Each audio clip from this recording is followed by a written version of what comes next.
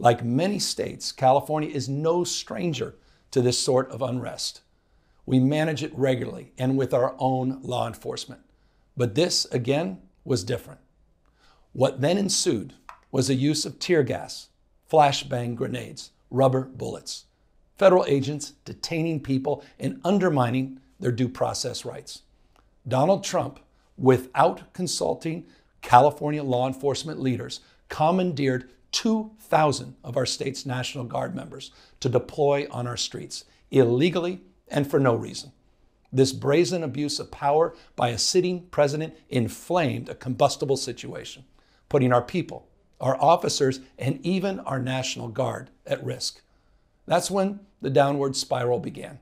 He doubled down on his dangerous National Guard deployment by fanning the flames even harder.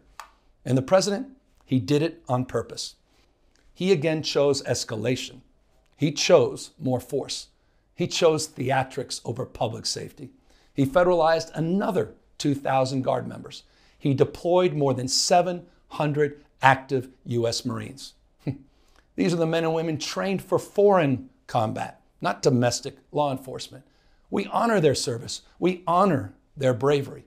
But we do not want our streets militarized by our own armed forces, not in LA, not in California, not anywhere. Trump is pulling a military dragnet all across Los Angeles, well beyond his stated intent to just go after violent and serious criminals. His agents are arresting dishwashers, gardeners, day laborers, and seamstresses. That's just weakness masquerading as strength. Donald Trump's government isn't protecting our communities. They're traumatizing our communities. Authoritarian regimes begin by targeting people who are least able to defend themselves, but they do not stop there. Trump and his loyalists, they thrive on division because it allows them to take more power and exert even more control. And by the way, Trump, he's not opposed to lawlessness and violence as long as it serves him. What more evidence do we need than January 6th? I ask everyone, take time, reflect on this perilous moment. A president who wants to be bound by no law or constitution, perpetuating a unified assault on American traditions. This is a president who in just over 140 days has fired government watchdogs that could hold him accountable for corruption and fraud. He's declared a war on culture, on history, on science, on knowledge itself. And we all know this Saturday, he's ordering our American heroes, the United States military, and forcing them to put on a vulgar display to celebrate his birthday, just as other failed dictators have done in the past.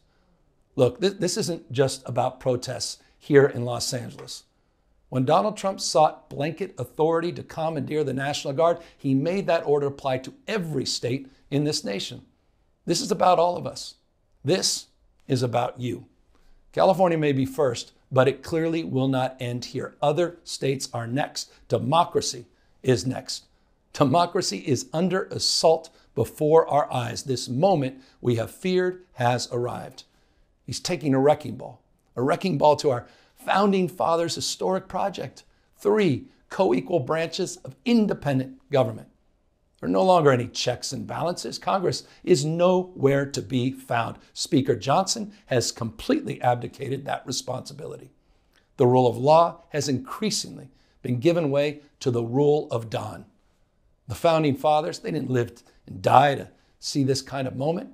It's time for all of us to stand up.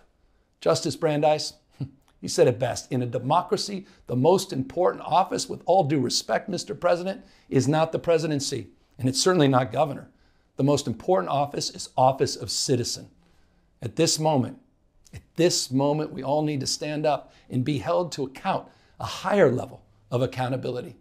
If you exercise your First Amendment rights, please do it peacefully.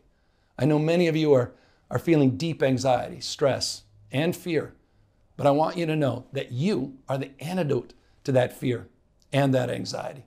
What Donald Trump wants most is your fealty, your silence to be complicit in this moment. Do not give in to him.